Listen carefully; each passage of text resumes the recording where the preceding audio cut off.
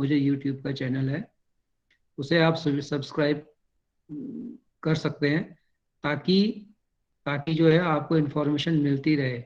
By chance जैसे मैंने कभी कोई लेक्चर लिया और आपको पता नहीं चला, तो वो आपके उसमें आ जाएगा, रिमाइंडर उसमें आ जाएगा। तो आप लोग उसको सब्सक्राइब भी कर सकते हैं। ठीक है, तो ठीक है बच्चों, लेट्स स्टार्ट टुडेज लेक्चर।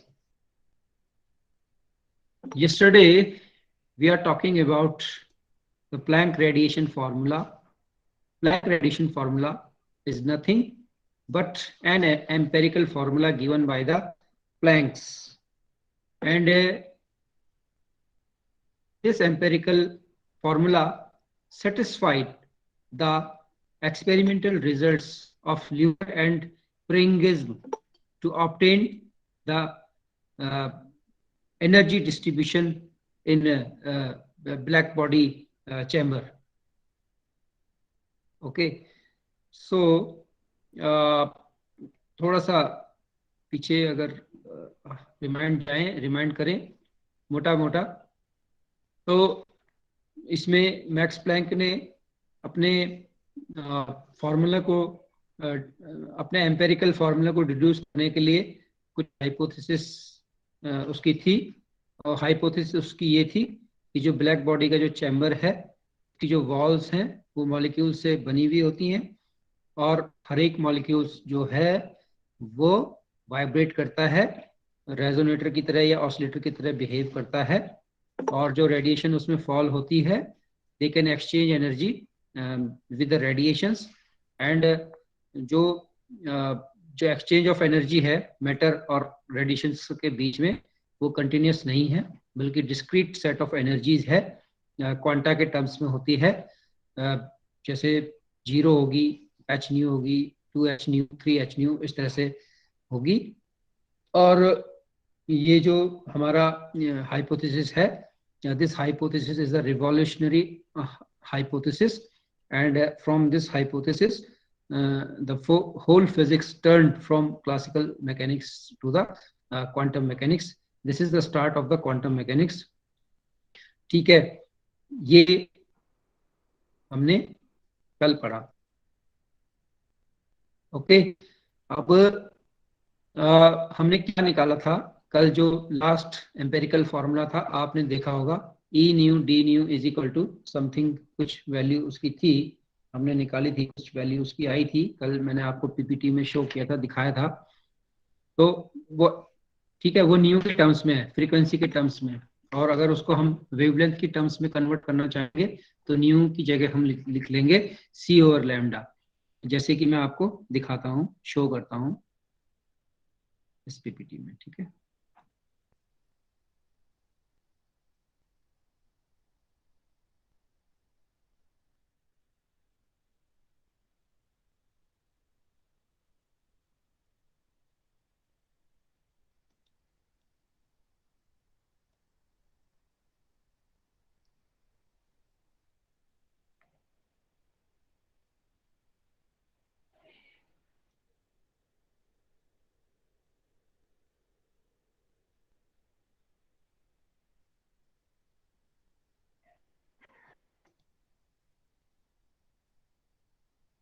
ये दिखाई दे रहा है आपको? ये दिख रहा है बच्चों?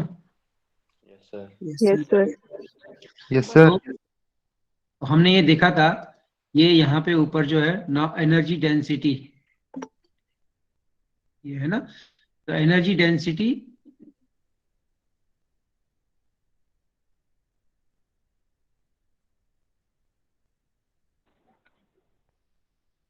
बिलोंगिंग्स टू द रेंज, ये है ई न्यू डी न्यू। ये जो यहाँ पे आपको मैं ये कर रहा हूँ, यहाँ पे दिख रहा है आपको arrow, E nu D nu, ये जो ये E nu D nu is equal to 8 pi nu square over C cube D nu. ठीक है, हमने इसको मल्टीप्लाई कर दिया था किससे?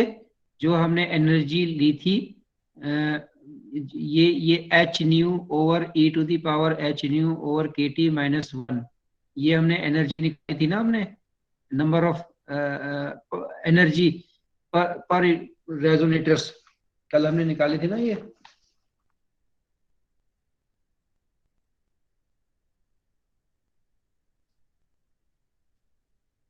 Average energy of the oscillator, ये मल्टीप्लाई किया ना हमने, ये तो पढ़ा था हमने।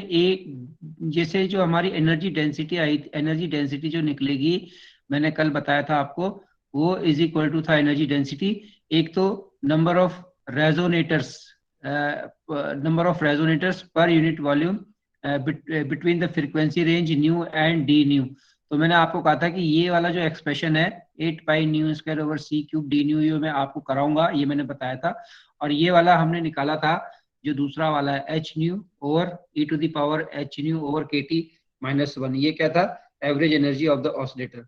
Average energy of the oscillator को हमने मल्टीप्लाई कर दिया कि जिससे number of resonators per unit volume between the frequency range nu and nu plus D nu में हमने निकाला था। इसको हमने मल्टीप्लाई कर देंगे, तो इससे हमें इन दोनों को जब हम मल्टीप्लाई करेंगे तो हमें एनर्जी डेंसिटी का एक्सप्रेशन मिलेगा, ये वाला ई न्यू डी न्यू, ये वाला, ये एक्सप्रेशन हमें मिल गया, E nu D nu is equal to 8 pi H nu cube over C cube E to the power H nu over के T minus one D nu. ठीक है, where E nu D nu is the energy density, energy density मतलब total energy per unit volume belonging to the range D nu. ठीक है, इसको हम Planck radiation formula कहते हैं। और ये किस रेंज, ये जो फार्मूला है हमारा, ये किसके टर्म्स में है, ये फ्रीक्वेंसी के टर्म्स में ई न्यू डी न्यू लिखा हुआ है ना।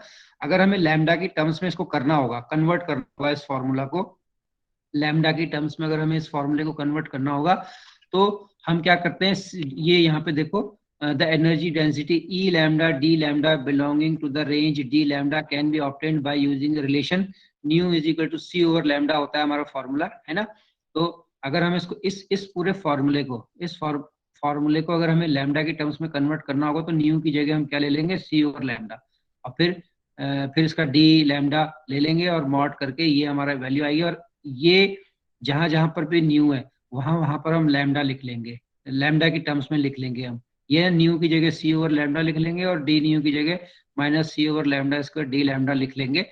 तो ये हमने लिखा जब, तो हमें जो एनर्जी डेंसिटी है लैम्डा के टर्म्स में, ये वाली एनर्जी डेंसिटी फ्रीक्वेंसी के टर्म्स में है और ये वाली एनर्जी डेंसिटी लैम्डा की टर्म्स में है, लैम्डा मतलब वेवलेंथ की टर्म्स में है। ठीक है, तो ई लैम्डा डी लैम्डा, ठीक है, तो E lambda D lambda is equal to, ये आ गया 8 पाई एच ओवर सी क्यूब है, ये हमारा ये finally E lambda D lambda आ गया हमारा, क्या आया, फाइनली ये आ गया E lambda D lambda is equal to 8 pi H C over lambda की power 5 multiplied by D lambda E to the power H C over lambda K T minus one. ठीक है, तो ये आया, this is the plank radiation law in terms of wavelength, ये Planck radiation formula आया wavelength की terms में। और ये वाला ऊपर वाला जो ई न्यू डी न्यू है, ये प्लैंक रेडिएशन फॉर्मूला आया इसके टर्म्स में, फ्रीक्वेंसी की टर्म्स में। ठीक है, तो ये ई लैम्डा जो हमारी, जो आपने एक्सपेरिमेंट किया था ल्यूमर एंड प्रिंगिज्म एक्सपेरिमेंट, तो उसमें आपने देखा था कि वेवलेंथ और एनर्जी डेंसिटी के कॉरस्पॉन्डिंग हमारा ग्राफ प्लॉट हमने किया था।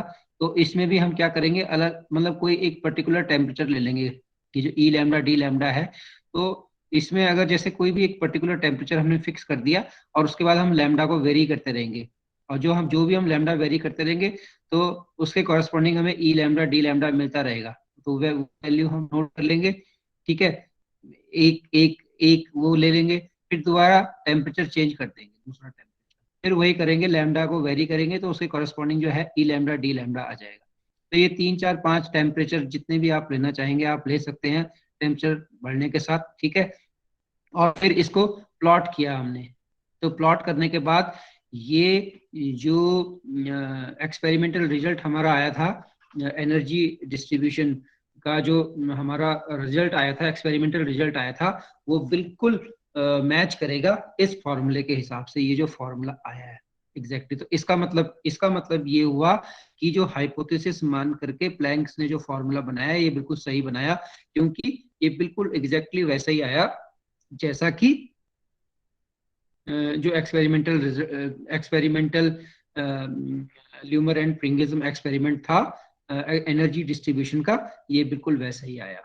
ठीक है, तो ये हमारा Planck's radiation law in terms of wavelength हमारा ये आया। ठीक है बच्चों,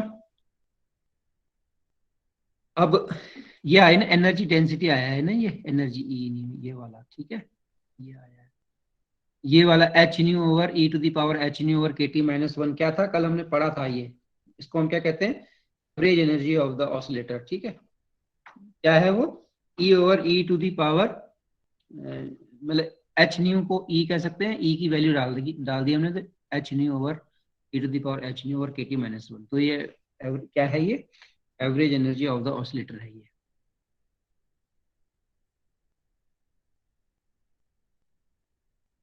समझ में आ गया बच्चों? Yes sir.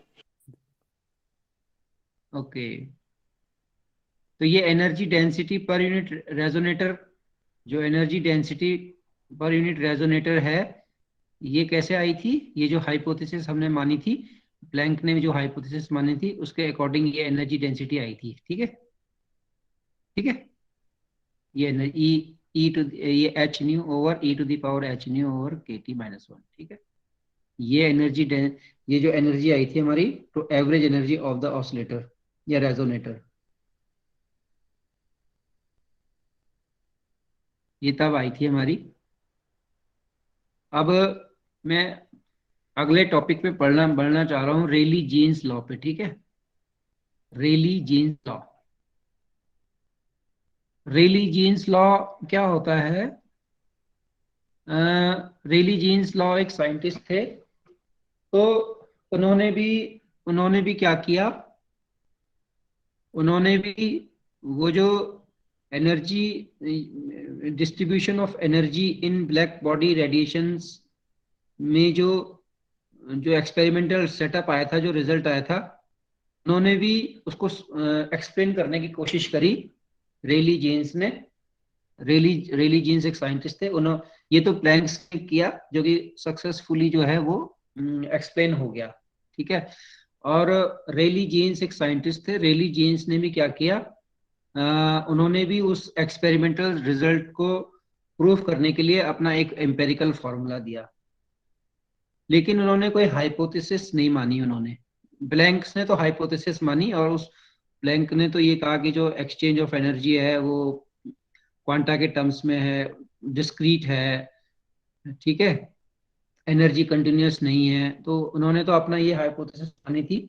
और फिर उसके बाद उन्होंने वो एवरेज एनर्जी निकाल दी ऑसिलेटर की, जो कि H nu over E to the power H nu over के टी माइनस वन है हमारी, और उसको उन्होंने number of resonators per unit volume between the range nu and nu plus D nu, उनको मल्टीप्लाई करके और फिर एनर्जी डेंसिटी निकाली।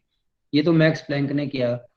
और रेली जीन्स ने जब अपना फॉर्मूला डिड्यूस किया उस एक्सपेरिमेंटल सेटअप को प्रूफ करने के लिए, तो उन्होंने कोई हाइपोथेसिस नहीं दी, उन्होंने क्या किया कि उन्होंने अपनी क्लासिकल अप्रोच को यूज किया।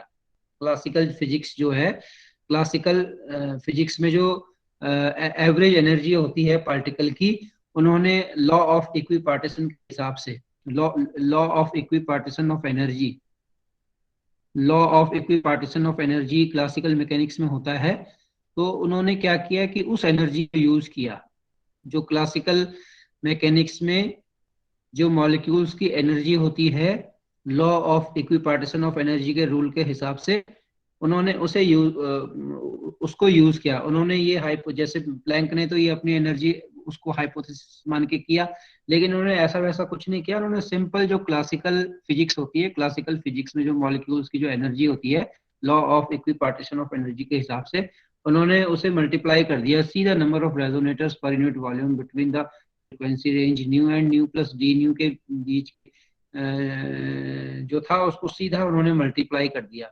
कैसे किया मैं आपको दिखाता हूँ, मैं आपको दूसरी स्लाइड वो दिखाता हूँ मैं आपको, नहीं ये तो वही है, एक मिनट,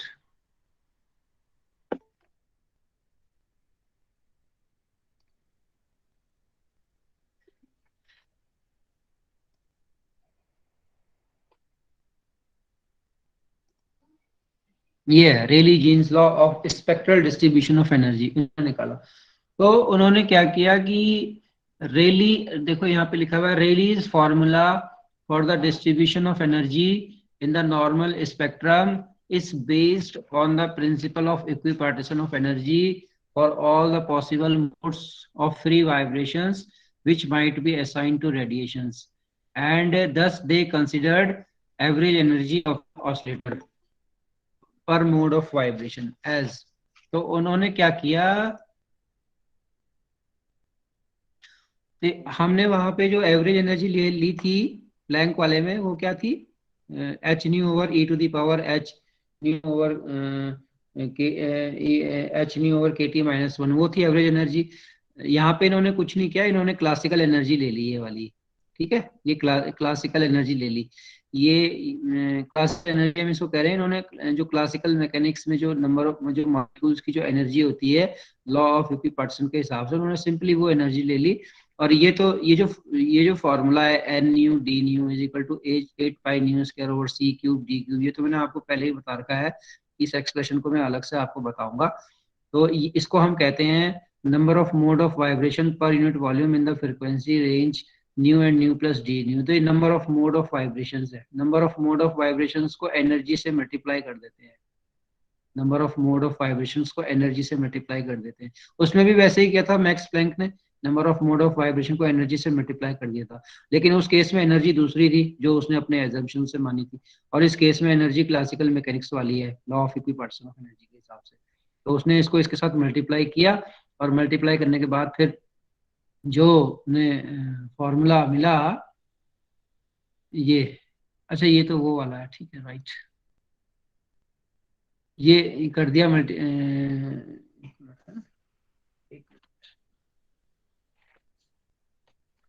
एक मिनट बच्चों,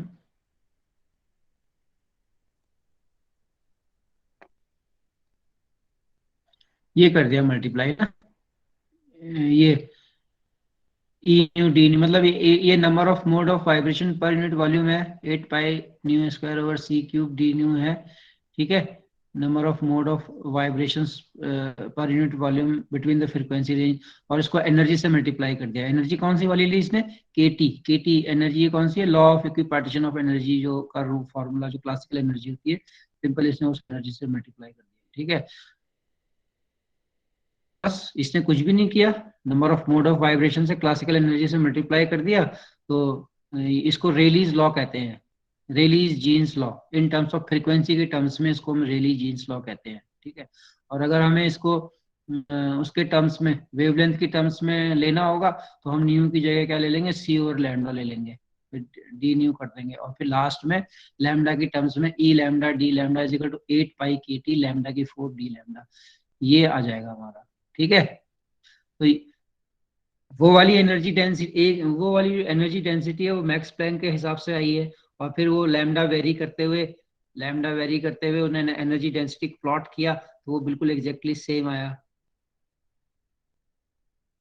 लेकिन यहाँ पे क्या आया, रेली जीन्स लॉ ने जब ऐसा किया, क्लासिकल एनर्जी को जब उसने लिया, तो यहाँ पे क्या मिला हमें, this law like Wien's law was found not to according with the experimental curve of Lummer and Pringism, whereas the Wien's law fitted the curve for the shorter wavelengths at lower temperature। उसको छोड़ो, यहाँ पे देखो रेली Jeans law, मतलब इसने भी ये formula दिया एनर्जी डेंसिटी का, और इसमें क्या आया हमारा, Rayleigh Jeans law explain the experimental measurement कौन सा वाला, वो जो निकाला हुआ था, experimental measurement of energy distribution at long wavelength at higher temperature. मतलब अगर वेवलेंथ, मतलब ये जो फॉर्मूला है रेली जीन्स लॉ का, ये वो जो एक्सपेरिमेंटल रिजल्ट था ल्यूमर एंड प्रिंगिज्म, उसमें सेटिस्फाइड नहीं हो रहा था, ये उसके हिसाब से नहीं आ रहा था। लेकिन अगर इसकी वेवलेंथ हायर टेम्परेचर पे और वेवलेंथ ज्यादा लेंगे, तो थोड़ा थोड़ा ये उससे मिलता है, वो जो ल्यूमर एंड प्रिंगिज्म एक्सपेरिमेंट का जो कर्व था, थोड़ा थोड़ा मिलता है। इस कहाँ पे, हायर वेवलेंथ पे और हायर टेम्परेचर पे, बड़ी वेवलेंथ पे और ज्यादा हायर टेम्परेचर पे वो लगभग उसकी जो एनर्जी डेंसिटी है वो उस फॉर्मूले से मिल रही है। ठीक है, तो ये फॉर्मूला जो इसको अगर एग्जाम में आ जाए कि रेली जीन्स लॉ क्या है, आपको बहुत ज्यादा कंफ्यूजन कुछ भी नहीं होनी चाहिए इसमें। Number of mode of vibrations है ये वाला जो 8 पाई न्यू स्क्वायर ओवर सी क्यूब डी न्यू को, इसको हमने एनर्जी से मल्टीप्लाई कर दिया। वो वाली एनर्जी जो क्लासिकल एनर्जी होती है, मॉलिक्यूल्स की जो क्लास क्लास एनर्जी होती है, law of equipartition of energy के हिसाब से केटी से मल्टीप्लाई कर देंगे, तो ये इसको हम कहते हैं Rayleigh Jeans law in terms of frequency. और वेवलेंथ के टर्म्स में ऐसा कर देंगे इसको। और ये जो रिजल्ट है ये फिट नहीं बैठता है उसमें जो ल्यूमर एंड प्रिग्स में एक्सपेरिमेंट था, लेकिन ये कुछ हद तक फिट बैठता है हायर वेवलेंथ के लिए, लॉन्ग वेवलेंथ के लिए और हाई टेम्परेचर के लिए। ठीक है, शॉर्ट अगर वेवलेंथ हम शॉर्ट करेंगे तो ये उससे मैच नहीं करेगा, मिलेगा नहीं, है ना। तो फिर उस हिसाब से रेली जीन्स लॉ जो है वो सक्सेसफुली एक्सप्लेन नहीं कर रहा ना उस रिजल्ट को। तो सक्सेसफुली एक्सप्लेन कौन कर रहा है, ये जो नीचे प्लैंक रेडिएशन लॉ है। ठीक है, ये जो उसने ये दे रखे हैं क्या, एजम्पशंस दे रखे हैं, ये वाले दे रखे हैं प्लैंक हाइपोथेसिस। उसने देखा है radiation chamber is filled up with black radiation and the wall of chamber is formed of molecules which can vibrate with all possible frequencies, and these molecules are called resonators and can exchange energy with the radiations, and the vibration of the resonators enables 1 degree of freedom। ये पहली उसकी वो है assumption है, hypothesis है। और दूसरी, oscillator और resonator cannot radiate or absorb energy continuously, but an oscillator of frequency nu can only radiate or absorb energy in unit or quanta of magnitude h nu। तो समझ में आ गया बच्चों आपके? Yes sir. समझ में? ओके।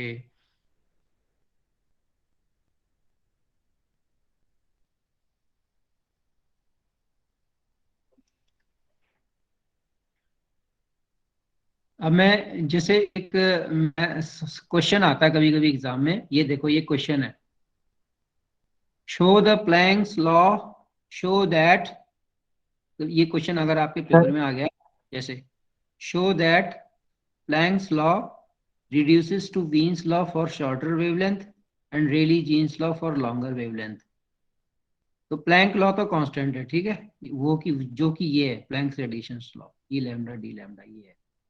ठीक है, और शॉर्टर वेवलेंथ के लिए, शॉर्टर वेवलेंथ के लिए एक वीन्स लॉ भी होता है बेटा, एक वीन्स, वो वीन्स ने भी अपना एक फॉर्मूला दिया था। तो for shorter wavelength, shorter wavelength मतलब ये वाली जो टर्म है ना, E to the power H nu over lambda K T, lambda खड़ा है ना, तो शॉर्टर वेवलेंथ के लिए जो ये वाला जो है बिकम्स लार्ज, ये वाला इतना बड़ा, ये वाली टर्म बड़ी होगी as compare to the unity. Unity मतलब E to the power H nu over lambda K T minus one है ना, तो वन क्या है, यूनिटी है, और ये एक टर्म है E to the power H nu over lambda K T. तो शॉर्टर वेवलेंथ के लिए क्या होना चाहिए कि ये वाली टर्म क्या होनी चाहिए, बड़ी होनी चाहिए, becomes larger as compare to unity. इस माइनस वन क्या है, यूनिटी है, ये वाली जो टर्म है वो बहुत बड़ी होनी चाहिए यूनिटी के हिसाब से। तो अगर ये टर्म बहुत बड़ी है तो हम इस माइनस को क्या कर सकते हैं, वैनिश कर सकते हैं। यहाँ पे देखो ना, माइनस हटा दिया हमने, नीचे वाली ई लैम्डा डी लैम्डा माइनस हटा दिया। क्यों हटाया हमने, क्योंकि ये वाली टर्म इतनी बड़ी है यूनिटी के कंपेरेटिवली कि हमने उसको नेग्लेक्ट कर दिया है। ठीक है, तो जो हमारा फॉर्मूला आया ये वाला बन के, ये क्या बन गया, वीन्स लॉ बन गया, ये ई लैम्डा डी लैम्डा, ये वीन्स लॉ बन गया। ठीक है, और दूसरा शॉर्ट लॉन्गर वेवलेंथ के लिए, लॉन्गर वेवलेंथ के लिए हम क्या करते हैं, फॉर लॉन्गर वेवलेंथ ये जो टर्म है E to the power H nu over lambda K T में भी अप्रोक्सीमेटली, इसको हमने एक्सटेंड कर दिया है इसको ना, मतलब एक्सपोनेंशियल वैल्यू को आप एक्सटेंड करते हैं ना, वो ई टू द पावर एक्स होता है कुछ होती है, तो उसको एक्सपोनेंशियली हम जब एक्सपेंड करते हैं, ठीक है, तो वन प्लस एक्स ऐसा करते हैं ना, तो मे बी अप्रोक्स, तो इसको जो स्टार्टिंग के जो है वन प्लस वो ले लिया हमने, इसकी जगह इस वैल्यू की जगह हमने ये ले लिया।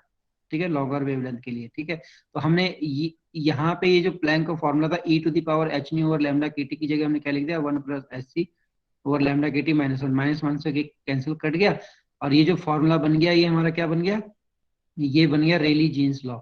तो हमने बस यही क्वेश्चन ये कह रहा है कि प्लैंक्स जो रेडिएशन लॉ है इसको दिखाओ कि शॉर्टर वेवलेंथ में ये जो है वीन्स लॉ है और लॉन्गर वेवलेंथ में ये रेली जीन्स ले है। तो हमने कुछ भी नहीं किया। शॉर्टर वेवलेंथ के लिए ये वाला जो टर्म है ये वाली, ये इतनी बड़ी होगी कि वन को हम नेगलेक्ट कर सकते हैं। और लॉन्गर वेवलेंथ के लिए हमने क्या कर दिया, इसको एक्सपोनेंशियल जो था इसको एक्सपेंड कर दिया। ठीक है, तो जो फॉर्मूला बन गया ये ऐसा, तो ये दोनों वीन्स लॉ का फॉर्मूला भी आ गया और रेली जीन्स लॉ का फॉर्मूला भी आ गया हमारे पास उसी से, प्लैंक रेडिएशन लॉ से। ठीक है, तो ये क्वेश्चन भी कभी कभी देखो कितना आसान सा क्वेश्चन है, लेकिन तुम घबरा जाओगे कि पता नहीं क्या सवाल है ये। लेकिन क्या है, प्लैंक रेडिएशन फॉर्मूला आपको पता है। शॉर्टर वेवलेंथ के लिए हमने वन को ये इसको नेगलेक्ट कर सकते हैं और ये टर्म जो आई है हमारा वीन्स लॉ बन गया। और लॉन्गर वेवलेंथ के लिए इसको एक्सपेंड किया हमने और जो हमारा एक्सप्रेशन आया ये रेली जीन्स लॉ बन गया। ठीक है बच्चों, अब थोड़ा सा और देखते हैं। ये बना, ये रेली जीन्स लॉ बन गया, which is Rayleigh Jeans law.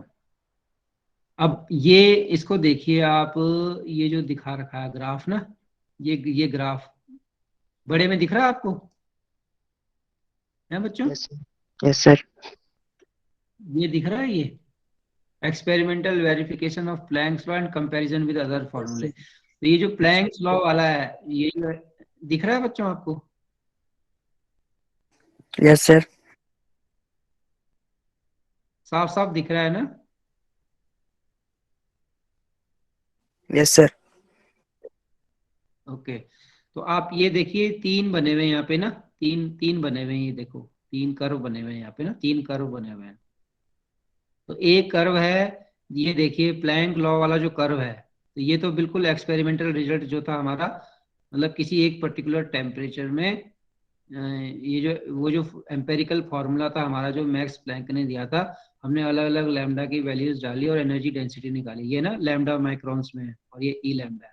हमने अलग अलग लैम्डा की वैल्यू डाली और उसके कॉरस्पॉन्डिंग जो हमें एनर्जी डेंसिटी मिला, तो हमने फिर उसको प्लॉट किया। तो जब हमने प्लॉट किया तो ये बिल्कुल वैसा ही आया जैसे एक्सपेरिमेंटल रिजल्ट हमारा ल्यूमर एंड प्रिंगिज्म एक्सपेरिमेंट में हुआ था। ल्यूमर एंड प्रिंगिज्म एक्सपेरिमेंट में हमने किया था। ठीक है, और जो रेली जीन्स लॉ वाला फॉर्मूला था, ये वाला फॉर्मूला, रेली रेली जीन्स वाला ये वाला formula, E lambda D lambda is equal to 8 pi के टी और लैम्डा होल, ये है रेली जीन्स लॉ वाला। इसमें हमने लैम्डा को अलग अलग, तो हायर देखो, तो इसमें क्या आ रहा था कि जो हायर लैम्डा की वैल्यूज थी, यहाँ से देखिए अब 4 के बाद देखिए 4 6 8, तो ये कुछ कुछ तो ये जा रहा है ना रेली जीन्स लॉ वाला कर्व, देखो ये कैसे जा रहा है, ऐसे जा रहा है ऐसे। मतलब ये एक कर्व मिल रहा है इसका, लेकिन जैसे जैसे हम इसकी तरफ आ रहे हैं, शॉर्टर वेवलेंथ की तरफ आ रहे हैं हम, ये कम 2 4, तो ये यहाँ मैच नहीं कर रहा है, ये सीधा निकल जा रहा है ऊपर। मतलब खाली ये कर्व इतना आ रहा है, आधा थोड़ा सा आ रहा है ये। ठीक है, तो हायर वेवलेंथ के लिए किसी पर्टिकुलर टेम्परेचर पे ये थोड़ा सा मैच करता है उससे, जो हमारा एक्सपेरिमेंटल रिजल्ट हमारा जो आया था उससे ये मैच करता है उससे, है ना? ये है देखो, ये ऐसा आ रहा है, ये देखो ये कर्व ऐसा जा रहा है। ठीक है, और वीन्स लॉ कैसा आ रहा है? वीन्स लॉ शॉर्टर वेवलेंथ के लिए, शॉर्टर वेवलेंथ मतलब यहाँ पे तो इन्होंने थोड़ा चिपका रखा है, लेकिन ऐसा नहीं है, ये ऐसे ऐसे करके आता है, ये इधर से ऐसे करके, है ना? तो ये जो डॉटेड लाइन वाला है, ये जो डॉटेड लाइन वाला है ये वीन्स लॉ वाला है। ठीक है, और जो ये जिसमें ये डाल रखे प्लैंक्स लॉ वाला है, और ये जो स्ट्रेट लाइन है ये है रेली जीन्स लॉ वाली। तो शॉर्टर वेवलेंथ के लिए वीन्स लॉ फॉलो कर रहा है, प्लैंक्स लॉ बिल्कुल फिट कर रहा है उससे, जो हमारा एक्सपेरिमेंटल रिजल्ट था बिल्कुल फिट कर, वो उससे मैच हो रहा है। तो मतलब प्लैंक्स लॉ ने जो हाइपोथेसिस दे करके जो एम्पेरिकल फार्मूला बनाया था, इसका मतलब वो बिल्कुल सही है। और रेली जीन्स ने बनाया था फार्मूला, उसने वो number of mode of vibrations पर यूनिट वॉल्यूम को जो है एवरेज एनर्जी से मल्टीप्लाई कर दिया, वो वाली एनर्जी जो क्लासिकल एनर्जी होती है, जो कि लॉ ऑफ की पार्टीशन ऑफ एनर्जी के हिसाब से डिस्ट्रीब्यूट होती है, उससे उसने मल्टीप्लाई करके फॉर्मूला जो बनाया है और उसका एनर्जी लैम्डा के कॉरस्पॉन्डिंग जो एनर्जी डेंसिटी निकाली वो ऐसे निकली। और उसके उसमें जो हायर वेवलेंथ के लिए तो ये थोड़ा सा ठीक हो रहा है, लेकिन शॉर्टर वेवलेंथ के लिए ये बिल्कुल फिट नहीं हो रहा है। और वीन्स लॉ का जो फॉर्मूला है वो शॉर्टर वेवलेंथ के लिए फिट हो रहा है, ठीक है, वो शॉर्टर वेवलेंथ के लिए फिट हो रहा है। लेकिन लेकिन एग्जैक्टली कौन सा हो रहा है? प्लैंक्स लॉ हो रहा है, जो एक्सपेरिमेंटल रिजल्ट से मैच कर रहा है। एग्जैक्टली फिट कौन हो रहा है? वो प्लैंक्स लॉ हो रहा है, ठीक है। तो इसको देख सकते हैं हम, इसको यहां से the actual form of distribution curve, the actual form of the actual form of distribution of curve which has been derived by Planck from the theoretical considerations represents the experimental results accurately. Planck's formula is consistent with Wien's law, and hence experimental verification of Planck's law is the same thing as an experimental verification of Wien's law. The curve shown in figure 3.18, ये वाला curve कौन सा वाला? ये वाला 3.18, ये इसकी बात कर रहा है, इस कर्व की बात कर रहा है, ठीक है। तो क्या कह रहा है ये? The curve shown in figure 3.18 for a temperature of 1600 Kelvin in accordance with the three laws, तीनों के हिसाब से दिखा रखा उसने, bring out clearly the closed experiment between Wien's and Planck's formula and their wide deviation from that of Wien's law है, वो फिर भी क्लोज रिलेशन है उसके साथ, प्लैंक के साथ। मतलब फिट तो नहीं करता वो, लेकिन थोड़ा बहुत मैच करता है वो उसके साथ, शॉर्टर वेवलेंथ के साथ। लेकिन wide deviation from that of Rayleigh's law, Rayleigh के साथ तो बिल्कुल ज्यादा डेविएशन है। तो इस कर्व में हम देख सकते हैं the circles show the actual observation on the energy distribution in the spectrum of the black body at 1600 kelvin, and the जो डॉट सर्कल वाला, डॉट सर्कल किसकी बात कर रहा है? वो ये वाला, ये जो डॉट प्लैंक वाला, देखो डॉट सर्कल बने हुए काले काले, ये प्लैंक लॉ, ठीक है। और ये जो हाइट गाड़ी डॉट लाइन है, जो ये वाला the thick full line show the distribution predicted by Planck's formula indicated that Planck's law is in perfect experiment with the experiments.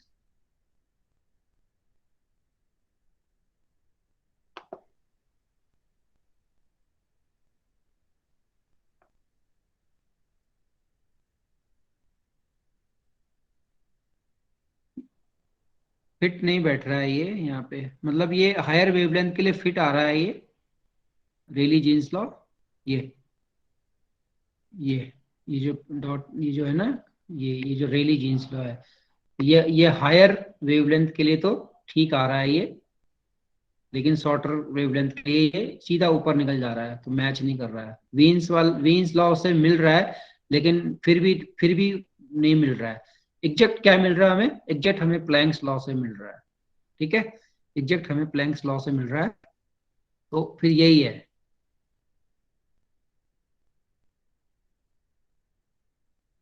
आ गया बच्चों ये समझ में? आपको मोटा, आपको वैसे समझ में आ गया ना? अब आप लिख सकते हैं ना इसको, अगर क्वेश्चन आ गया तो, कि लॉन्गर वेवलेंथ की जो रेली जीन्स लॉ पहले तो आपको समझ में आ गया होगा, प्लैंक्स भी समझ में आ गया, और वीन्स लॉ भी आपको, वीन्स लॉ का भी फॉर्मूला जो है वो शॉर्ट वेवलेंथ के लिए होता है। तो देखो आपको एक क्वेश्चन भी आ गया कि प्लैंक्स लॉ को जो है शॉर्टर वेवलेंथ के लिए वीन्स लॉ दिखाइए, और हायर वेवलेंथ के लिए जो है आप रेली जीन्स लॉ दिखाइए। तो वो आपने उस, अगर आपके एग्जाम में क्वेश्चन आता है तो उसे आप कर लेंगे सीधा सा, ठीक है। और सिंपल अगर क्वेश्चन आ गया कि रेली जीन्स लॉ क्या होता है, तो कुछ भी नहीं होता है, आप नंबर ऑफ रेजोनेटर पर यूनिट वॉल्यूम को एनर्जी से मल्टीप्लाई कर देंगे, क्लासिकल एनर्जी से। जो फॉर्मूला बना वो रेली जीन्स लॉ हो गया। प्लैंक्स लॉ का फॉर्मूला क्या हुआ? प्लैंक्स ने अपनी हाइपोथेसिस मान के अपनी एनर्जी निकाली, और उस एनर्जी को मल्टीप्लाई कर number of resonator per unit curve करा, और वो फिट बैठा उससे एक्सपेरिमेंट, ठीक है। तो ये आपको समझ में आ गया होगा। अच्छा, और क्या है? अच्छा, ये तो मैंने बता दिया है।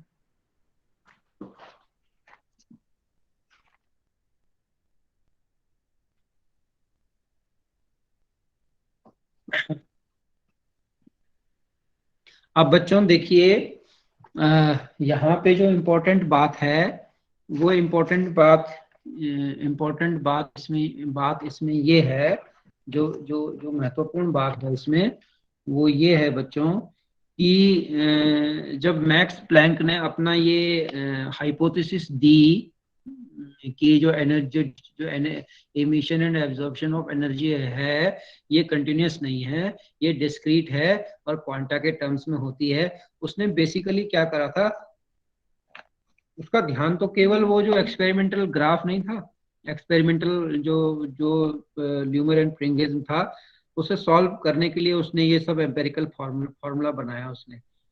बट एक्चुअली में क्या हुआ कि उसे खुद भी नहीं मालूम था कि मैंने ये क्या क्या क्या किया है।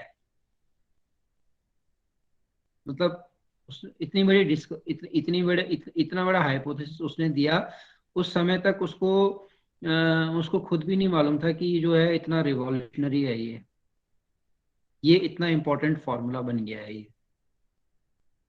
उसके बाद क्या हुआ,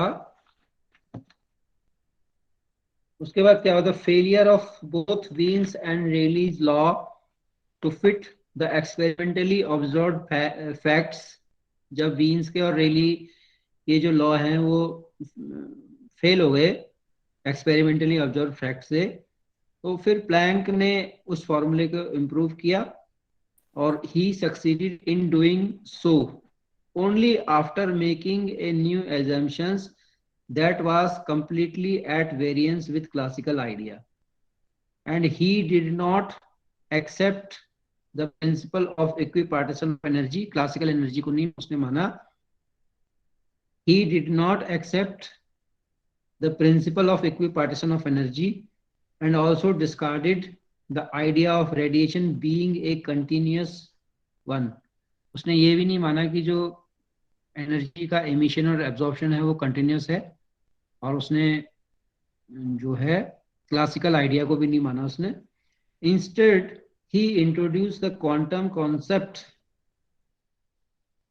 which led to the conclusion that electromagnetic radiation is not emitted in continuous amount but in discrete integral multiple of a minute elementary unit of energy या bundle of energy each equal to h nu, and this bundle or packets of radiant energy are called quanta और photon. वो जो energy जो है ना emission और जो discrete जो हो रही है, निकल रही है या एमिट हो रही है, एब्जॉर्ब हो रही है, वो क्वांटा के टर्म्स में हो रही है, तो उसे हम क्वांटा या फोटोन कहते हैं।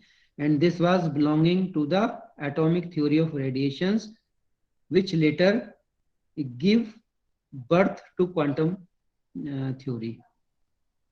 तो जो उसने जो एमिशन और एब्जॉर्प्शन ऑफ एनर्जी है वो क्वांटा के टर्म्स में या फोटोन के टर्म्स में हो रही है, और जब ये क्वांटा का कॉन्सेप्ट आया तो यहाँ से हमारी जो है which gives later give the birth of quantum theory, और यही कॉन्सेप्ट जो है हमारा क्वांटम थ्योरी के स्टार्ट के लिए ये वाला कॉन्सेप्ट सबसे पहले यहीं से हमारा क्वांटम थ्योरी का जन्म हुआ। ठीक है। And in order to arrive at his new radiation formula, Planck imagined that a black body enclosure is filled up not only with radiations but also with resonators or linear dipole oscillators of molecular dimensions vibrating simple harmonically, and he assumed that these resonators do not emit radiations continuously but only when the energy absorbed by them reaches a certain minimum value, which is E is equal to h nu or its multiple, where nu is the frequency of the radiations, and thus the energy of the oscillator cannot vary continuously but must take on one of the discrete set of values। ये सब पढ़ा रखा मैंने, 0, h nu and h nu। ठीक है।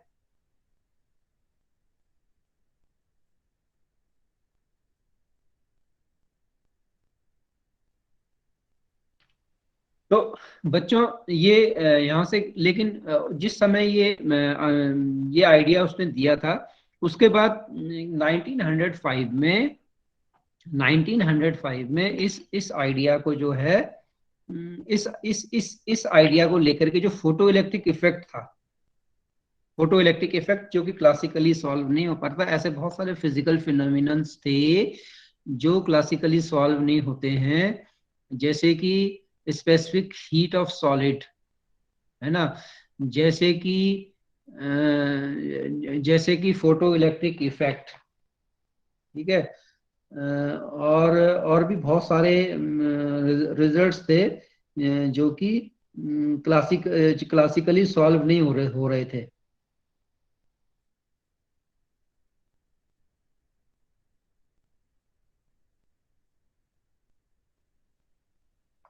तो max Planck ने क्या किया, सॉरी, आइंस्टीन ने 1905 में आइंस्टीन ने इस कॉन्सेप्ट को अप्लाई किया फोटो इलेक्ट्रिक इफेक्ट को समझाने के लिए कि जो इमिशन और एब्जॉर्प्शन ऑफ एनर्जी है वो क्वांटा के टर्म्स में है, जिसकी एनर्जी E=H है और वो डिस्क्रीट है, कंटिन्यूस नहीं है। इस कॉन्सेप्ट को उसने फोटो इलेक्ट्रिक इफेक्ट को समझाने के लिए किया और सक्सेसफुली फोटो इलेक्ट्रिक इफेक्ट को उसने समझाया, और इस बात के लिए आइंस्टीन को नोबेल प्राइज भी मिला।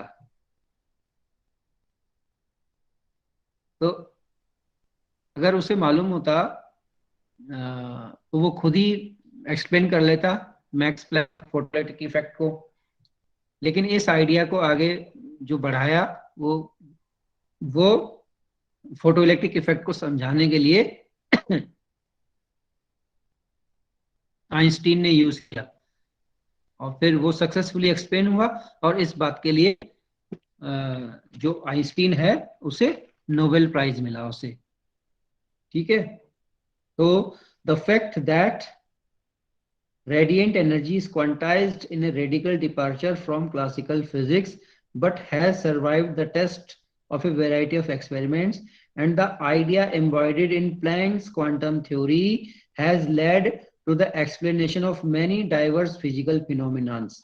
And the Einstein in 1905 applied it to explain the phenomena of photoelectric effect, whereas Planck had proposed that radiation was composed of energy packet only in the neighborhood of the emitter.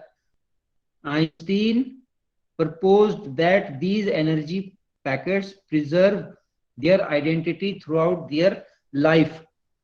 तो उसने कहा, Einstein ने कहा कि जो quanta के terms में जो एनर्जी एब्जॉर्ब हो रही है या इमिट हो रही है वो एक बंडल के रूप में होती है और एक पैकेट के रूप में होती है, या बंडल के रूप में होती है, या पैकेट के रूप में होती है, और वो अपनी एनर्जी को प्रिजर्व करके रखता है हमेशा, ठीक है, थ्रू आउट देयर लाइफ।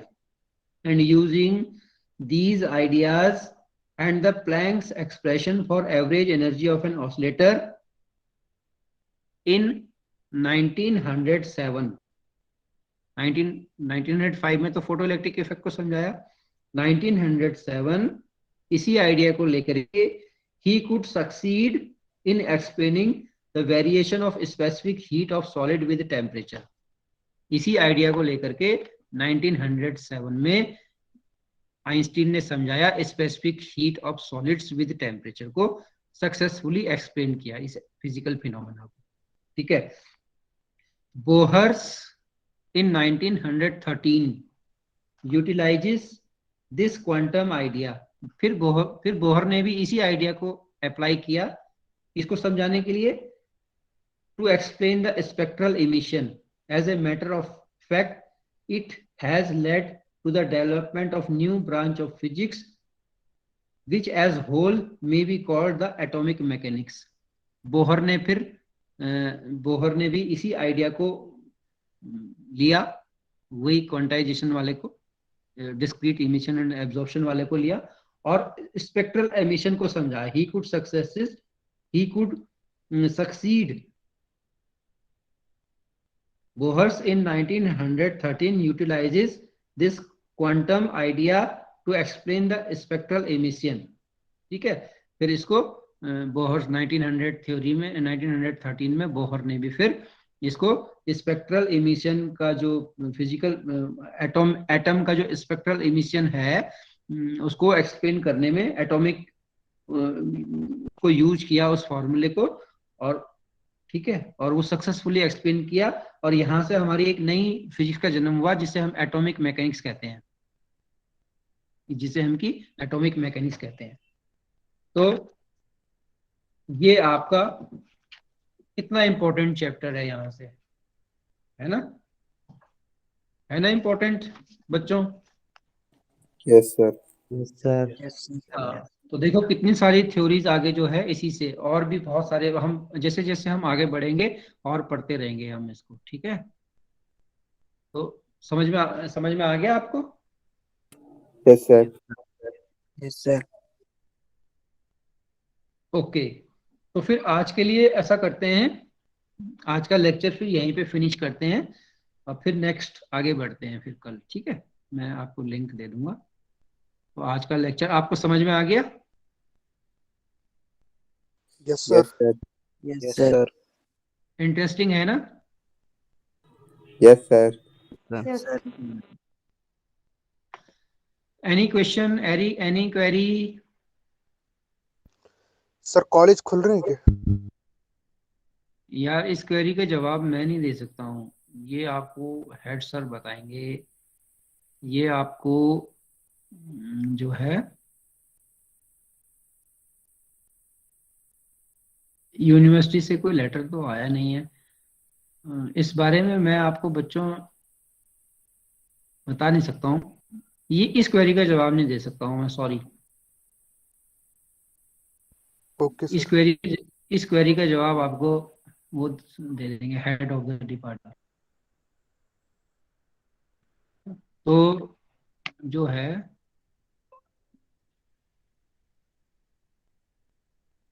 तो ठीक है, फिर मैं लीव करूं क्लास को आज की?